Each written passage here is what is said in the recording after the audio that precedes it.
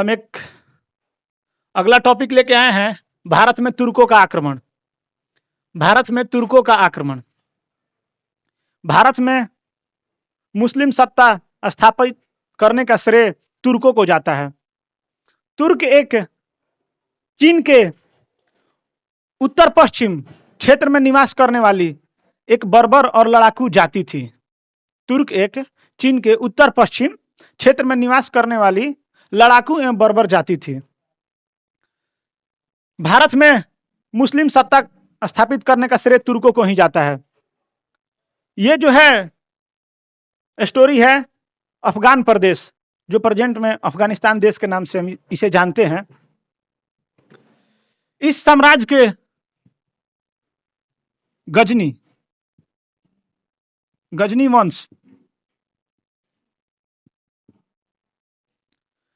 वंश के संस्थापक अलप्तगीन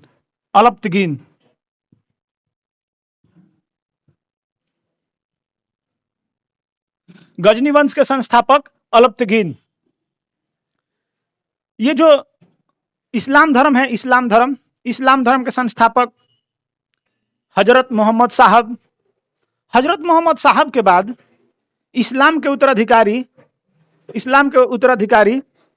खलीफा को कहा गया। यानी कि इस्लाम धर्म के बाद हजरत मोहम्मद साहब के बाद जो उनके उत्तराधिकारी हुए खलीफा कहलाए। खलीफाओं से मान्यता प्राप्त प्रथम वंश गजनी वंश था। और इसी वंश के एक शासक मोहम्मद गजनवी वो भी खलीफा से सुल्तान पद धारण किए थे। गजनी वंश ये अफगानिस्तान देश का ये स्टोरी है। गजनी वंश के संस्थापक अलप्तगीन के बाद बहुत सारे शासक हुए। अलप्तगीन के बाद पृथ्वीन आएंगे, पृथ्वीन के बाद सुबतगीन आएंगे। लेकिन हम लोग जो डिस्कस करने वाले हैं गजनी वंश के संस्थापक अलप्तगीन के बाद आएंगे पृथ्वीन। लेकिन पृथ्वीन से क्वेश्चन ना के बराबर एग्जाम में पूछे जाते हैं। अलप्तगीन के बाद आते हैं सुबतगीन।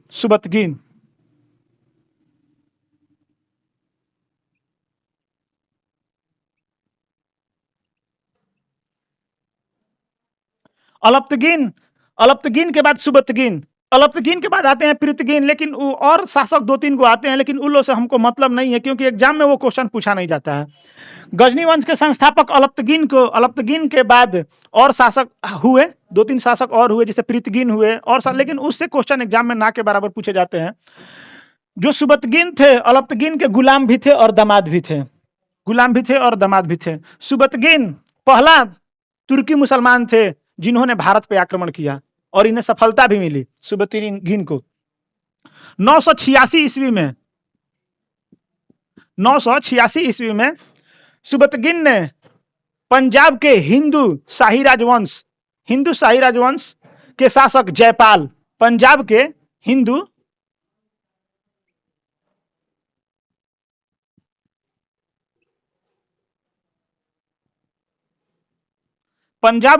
शाही वंश के शासक जयपाल को सबसे पहले सुबतगीन ने 986 ईस्वी में पराजित किया। जयपाल को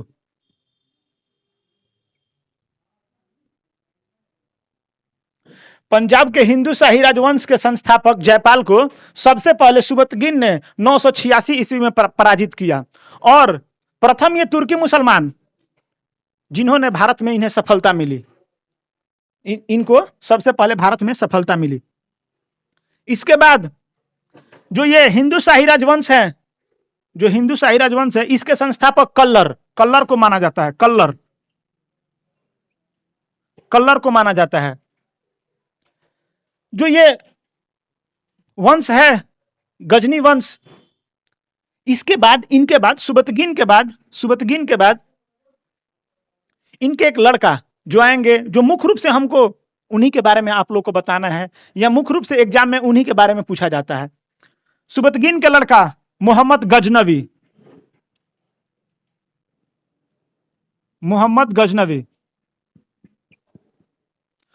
गजनवी पहले शासक हुए जिन्होंने खलीफाओं से सुल्तान पद धारण किया था। खलीफाओं से सुल्तान पद धारण किया था।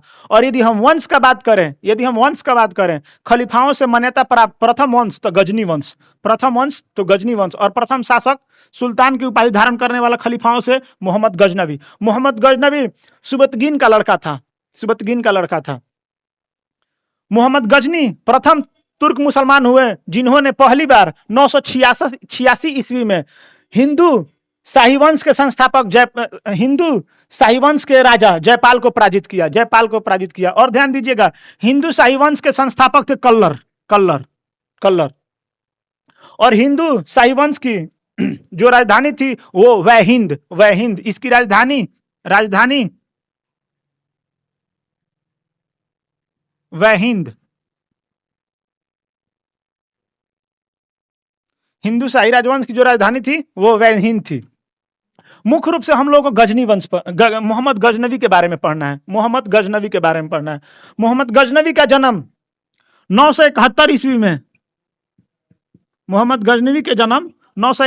में हुआ। मोहम्मद गजनवी गद्दी पर 998 ईस्वी में बैठा।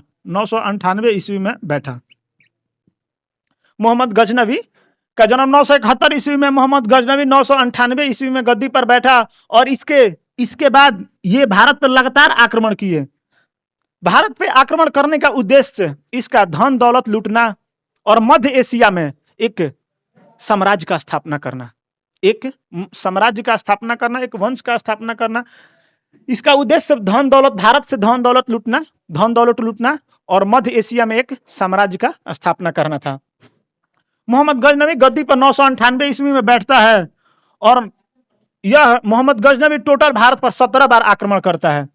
1000 ईस्वी से लेकर 1027 तक टोटल यह 17 बार भारत पे आक्रमण करेगा।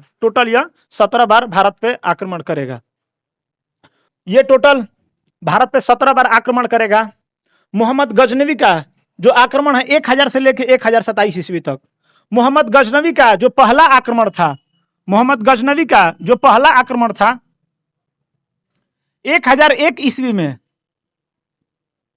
मोहम्मद गजनवी का पहला आक्रमण 1001 ईस्वी में हिंदू शाही वंश, पंजाब के हिंदू शाही वंश जयपाल के खिलाफ 1001 ईस्वी में मोहम्मद गजनवी का पहला आक्रमण पंजाब के हिंदू शाही वंश जयपाल के खिलाफ था। किसके खिलाफ भाई?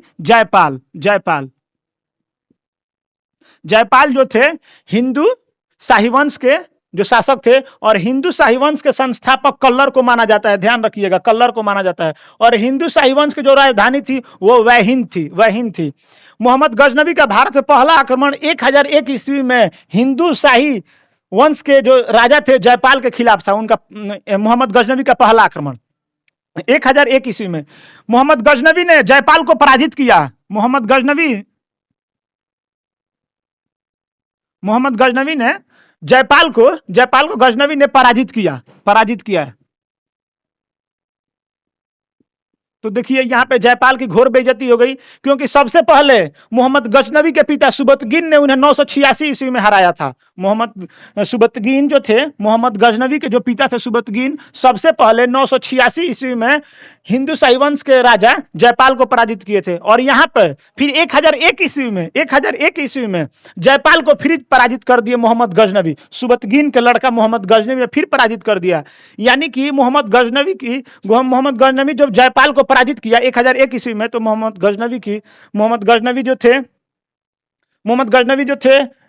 गजनवी से पराजित होने के बाद जयपाल को बहुत आत्मग्लानि हुई, बहुत इनको माने अपना बेइज्जती फील हुआ।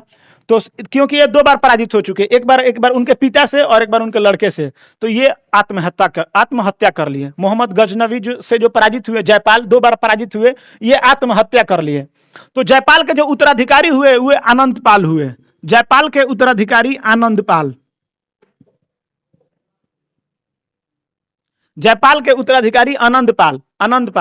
मोहम्मद गजनवी आनंदपाल से भी भिड़ा। उस युद्ध को हम लोग वैहिंद के युद्ध के नाम से जानते हैं। 1008 या 1009 ईस्वी, 1009 ईस्वी। मोहम्मद गजनवी जयपाल को पराजित किया और जयपाल उनको आत्मग्लानि के कारण वो आत्महत्या कर लिए। उसके बाद जयपाल के उत्तराधिकारी हुए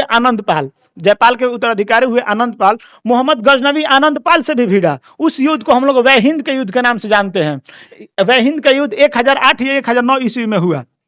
1008-1009 ईस्वी में हुआ और इस युद्ध में भी मोहम्मद गजनवी जीता और आनंदपाल की हार हुई। इस युद्ध के दौरान मोहम्मद गजनवी नागरकोट 1008 ईस्वी में मोहम्मद गजनवी नागरकोट पे आक्रमण किया। नागरकोट 1008 ईस्वी में मोहम्मद गजनवी नागरकोट पे आक्रमण किया। नागरकोट पे आक्रमण करने के बाद वहां से अच्छा खासा धन भी लूटा, मूर्ति को भी तोड़ दिया। मोहम्मद गजनवी मूर्ति को भी तोड़ता था। जब मोहम्मद गजनवी जब आक्रमण करता था तो मूर्ति को भी तोड़ता था। इसलिए मोहम्मद गजनवी को बुत सिकन या मूर्ति भंजक कहा गया। इसलिए मोहम्मद गजनवी को बुत सिकन या मूर्ति भंजक कहा गया। मोहम्मद गजनी का 1008 ईस्वी में नागरकोट पे आक्रमण किया। जब ये आक्रमण करता था धन दौलत लूटता था और मूर्तियों को तोड़ देता था, इसलिए इसे बुत सिकन या मूर्ति भंजक कहा गया। मोहम्मद गजनवी भारत पर लगातार आक्रमण करते गया और 1014 ईस्वी में थानेश्वर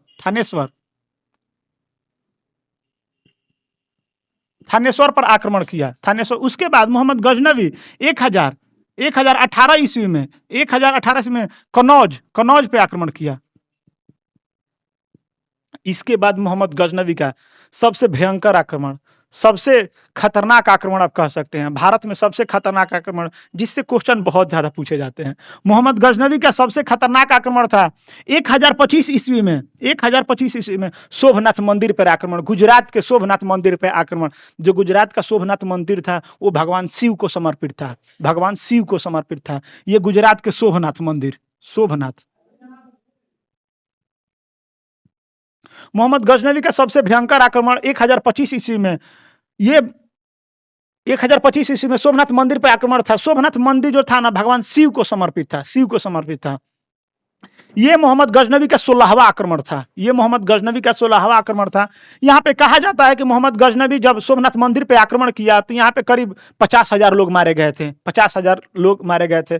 और यहाँ से शोभनाथ मंदिर से मोहम्मद गजनवी को बहुत सारे अचार संपत्ति, बहुत ज्यादा सोना वोना इसे यहाँ से वो लूटा और लूट कर अपने देश वापस जाने लगा। यहाँ के शासक, शोभनाथ मंदिर के शासक भीम प्रथम।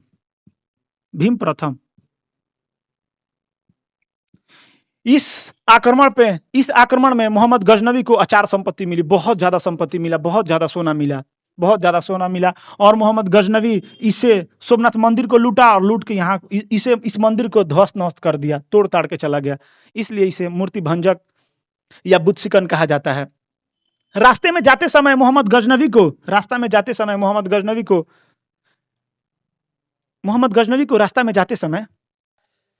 गजनवी जब धन दौलत लूट के जा रहा था तो रास्ते में इसे जाटों ने घेर लिया और जाटों ने घेर कर इससे युद्ध भी की, लड़ाई भी किया और मोहम्मद गजनवी को बहुत ज्यादा क्षति पहुंचाया और कुछ पैसे, कुछ सोने भी इसे छीन लिए या लूट लिए। उसके बाद मोहम्मद गजनवी का लास्ट आक्रमण मोहम्मद गजनवी का भारत पर लास्ट आक्रमण 1027 ईस्वी में जाटों के खिलाफ था। 1027 ईस्वी में मोहम्मद गजनवी का भारत पे अंतिम आक्रमण मोहम्मद गजनवी का जाटों के खिलाफ था। उसके बाद मोहम्मद गजनवी के संदर्भ में और यदि हम लोग बात करें तो मोहम्मद गजनी के साथ भारत आने वाले इतिहासकार भी थे, जैसे कि अलबरूनी, उत्वी फरूखी, ये सब और फिरदौसी। लेकिन ये चार में से मात्र भारत 3 आए थे, फिरदौसी भारत नहीं आया था। उत्वी अलबरूनी, फरूखी और फिरदौसी, लेकिन फिरदौसी भारत नहीं आया था। ये 3 लोग आए थे। ये मोहम्मद गजनवी अपने साथ ये इतिहासकार, इनके दरबार में इतिहासकार रहते थे। जो मोहम्मद गजनवी के दरबार में अलबरूनी रहते थे। अलबरूनी पुराणों का अध्ययन करने वाले प्रथम मुसलमान अलबरूनी थे। ये जो इतिहासकार थे इनके क्वेश्चन भी कुछ है जो इसे पूछे जाते हैं, जो ये पूछे जाते हैं। मोहम्मद गजनवी के जो 4 इतिहासकार थे उनके दरबार में फरूखी, उत्वी, अलबरूनी और फिरदौसी अलबरूनी के जो पुस्तक था, अलबरूनी के किताबुल हिंद अलबरूनी का मूल नाम अबू रेहान था। फिरदौसी शाहनामा, फिरदौसी ने शाहनामा लिखा,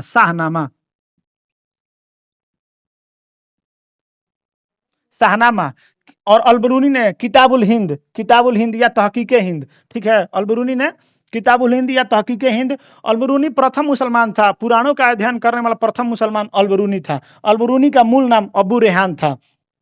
फिरदौसी ने शाहनामा लिखा। इसके बाद यदि मोहम्मद गजनी के एक सेनापति थे जिनका नाम था अयाज सुल्तान। मोहम्मद गजनी के सेनापति का नाम था अयाज सुल्तान।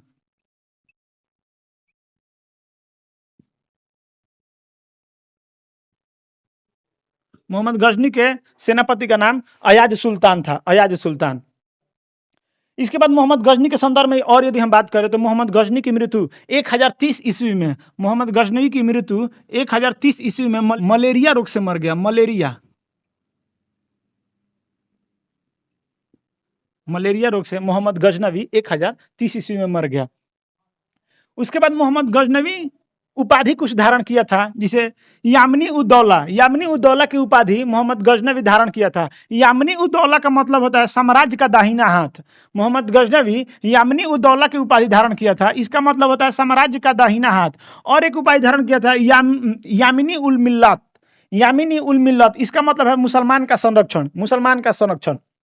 मोहम्मद गजनवी एक सिक्का जारी किया था। इसके सिक्के पर एक तरफ संस्कृत भाषा में लिखा था और एक तरफ अरबी भाषा में लिखा था। बस यही भारत पे तुर्की मुसलमान आक्रमण का ये मेरा एक छोटा सा प्रयास। यदि आपको अच्छा लगे तो आप कमेंट कीजिएगा, हम नेक्स्ट वीडियो आपके लिए लेके आएंगे। मेरा एक छोटा सा प्रयास था आप लोगों के लिए। यदि आपको ये वीडियो अच्छा लगे, मेरा प्रयास अच्छा लगे, तो आप मेरे चैनल पे जुड़िए और हम आप लोगों के लिए इससे भी बेहतर वीडियो लाएंगे। और ये मेरा स्टार्टिंग है, हम कोशिश करेंगे कि और बेहतर करें। और मेरे चैनल पे आप लोग जुड़िए यदि आप लोग को अच्छा लगे तो।